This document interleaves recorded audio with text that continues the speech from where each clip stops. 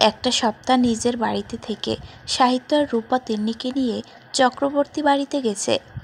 সারিকা আর আদিত্যর যাওয়ার ইচ্ছে থাকলেও যেতে পারেনি ওরা। ওদেরকে কলকাতা যেতে হবে জরুরি একটা কাজে।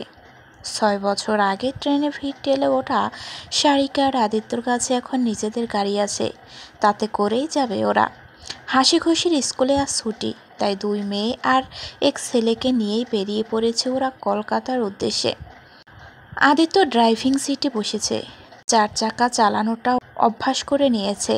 ওর পাশেই বসে আছে সারিকা, আর পিছনে হাসি খুশির সাথে বসেছে অব্র।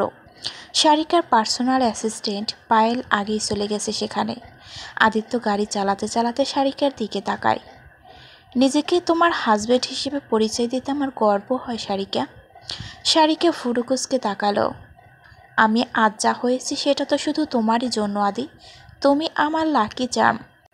তুমি আমার জীবনে আসার পর থেকে আমার সাথে শুধু ভালো ঘটনাই ঘটেছে।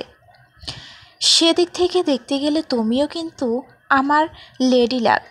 গত 6 বছর আমি একটা কেসও হারিনি, সেটা কিন্তু তোমার সাথে গাঁটছড়া বাঁধার পর থেকেই।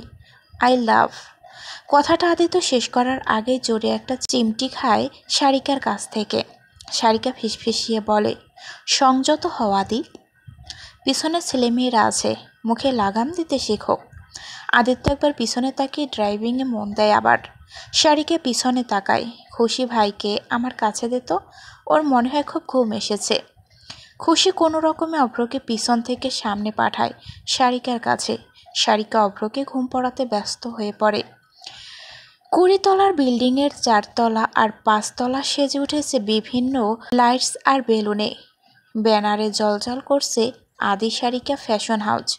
মূলত এটা কলকাতার আউটলেট, যেটা আজ থেকে প্রায় 1 বছর আগে ওপেন করেছিল সারিকা।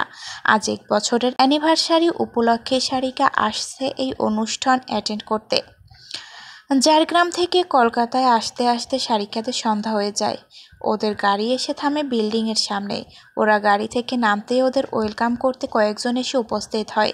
তাদের মধ্যে হঠাৎ একটা মহিলা কণ্ঠ বলে ওঠে, সারা তুই?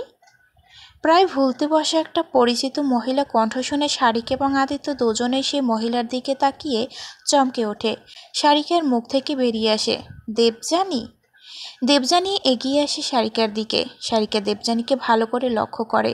ওর কোম্পানিরই আইডেন্টি কার্ড ঝুলছে দেবযানীর গলায়। তুই এই কোম্পানিতে কাজ করিস? দেবযানী একটা দীর্ঘ শ্বাস পেল। ভাগ্য আমাকে এখানে এনে দাঁড় করিয়েছে সারিকা। যাই হোক, আমার অনেক ভালো লাগছে তোর সাফল্য দেখে। সারিকা মৃদু হাসল। কবে ছাড়া পেলি? 2 বছর আগে।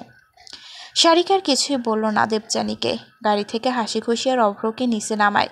হাসি খুশিকে দেখে দেবযানী মুখে আনন্দের ঝিলিক ফুটে ওঠে। ওরা তোরার আবি। দেবযানীকে হাত দেখিয়ে থামিয়ে দেয় সারিকা। ওরা আমার আর আদিত্য সন্তান। ম্যাম স্যার, এবার ভিতরে আসুন। আদিত্যর কোলে অভ্র আর খুশিকে এক হাত দিয়ে ধরেছে। খুশি ধরেছে হাসির হাত, আর হাসিকে ধরে রেখেছে সারিকা। এভাবেই এগিয়ে চলে সারিকা আর আদিত্য ভিতরের দিকে।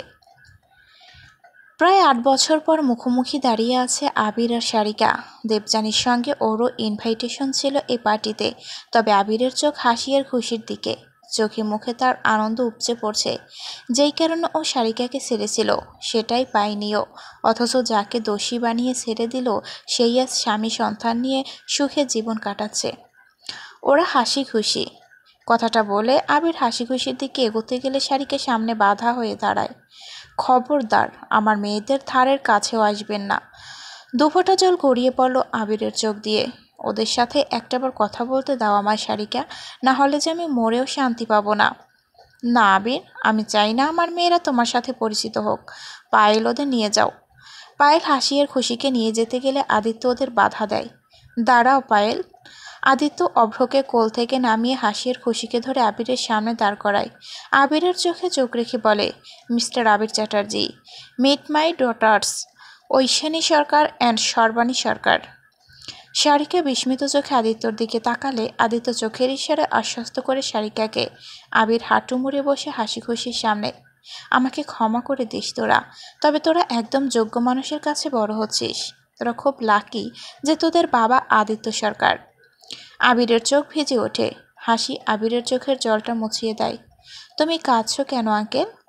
আবির নিজের চোখের জলটা মুছে নেয়। কাঁদছি না, চোখে কি যেন একটা পড়েছে। ভালো থাকিস। আবির উঠে দাঁড়ায় নিঃশব্দে, আদিত্যর কাছে হাত জোড় করে ধন্যবাদ বলে চলে যায় ওখান থেকে। দেবযানী সারিকার পাশে এসে দাঁড়ায়। আমরা যে অপরাধ করেছি তার শাস্তি পাচ্ছি এখনও। আবিরের ক্যান্সার ধরা পড়েছে, ও হয়তো আর বেশি দিন বাঁচবে না, তবে হাসি খুশিকে দেখার ইচ্ছেটা এভাবে যে ওর পূরণ হয়ে যাবে ভাবেনি।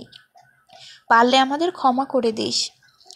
দেবযানী ওখান থেকে চলে যায়। হাসি আর খুশি সারিকার সামনে এসে জিজ্ঞাসা করে, মা ওই আঙ্কেলটাকে কি বললো?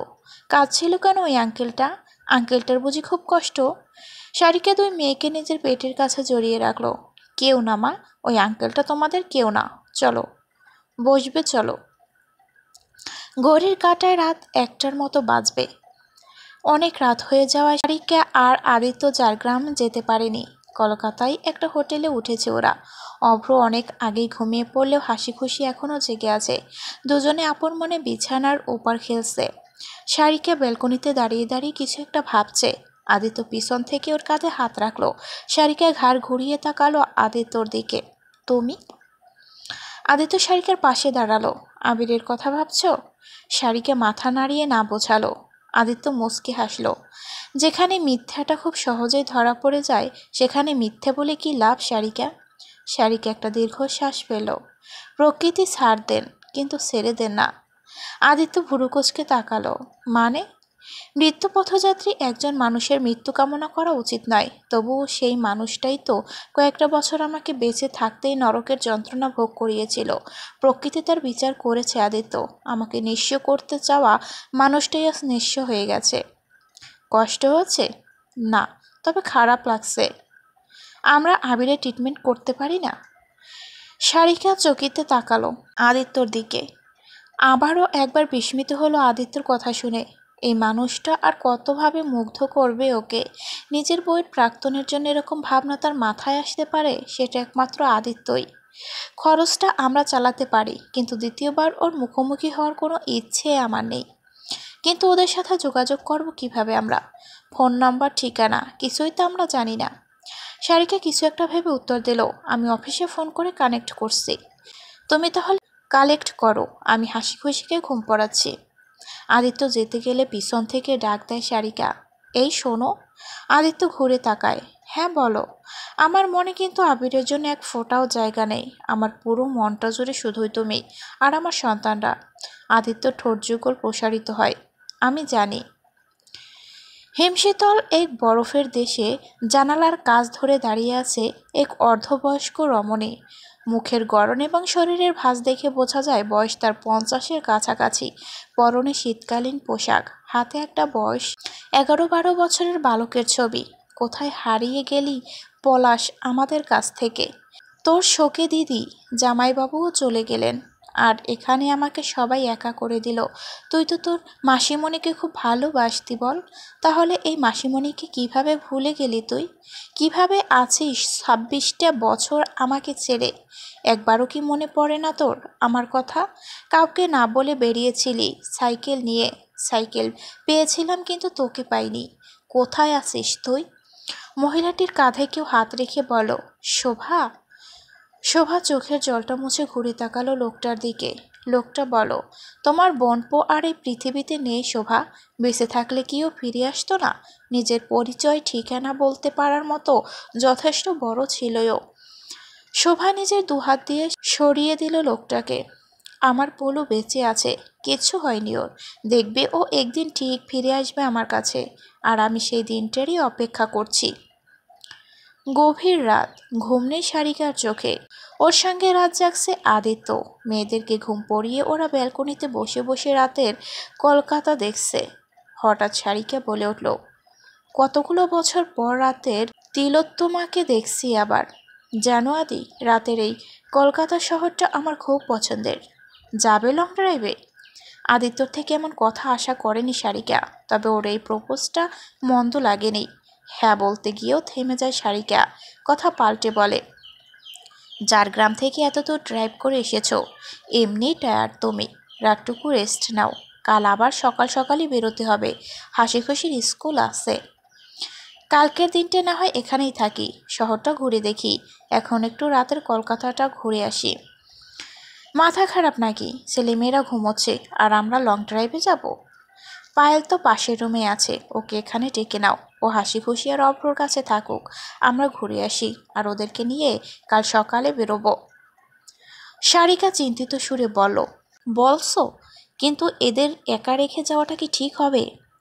পায়েল তো তোমার বিশ্বস্ত মানুষ, ওর কাছে আমাদের ছেলেমেয়েরা সেফ। অভ্র যদি উঠে পড়ে, ওর তো তোমার মতোই পাতলা ঘুম, আমাকে আর তোমাকে না দেখতে পেলে চিৎকার করবে, তখন পায়েলও সামলাতে পারবে না। আদিত্য অনেক চিন্তা ভাবনা করে দেখলো শাড়িকে ঠিকই বলেছে, তাই আমতা আমতা করে বলো, হোটেলের নিচে একটা চায়ের দোকান দেখলাম, ঢোকার সময় অন্তত চাটা খেয়ে আসি চলো। এই হালকা শীতে ধোয়া ওঠা গরম চা জমে যাবে। শারিকা হো করে হেসে উঠল, ওরে আমার চাকর, এটাই বলো না আসল কারণ? চলো তাহলে, তোমার ইচ্ছেটা পূরণ করে আসি।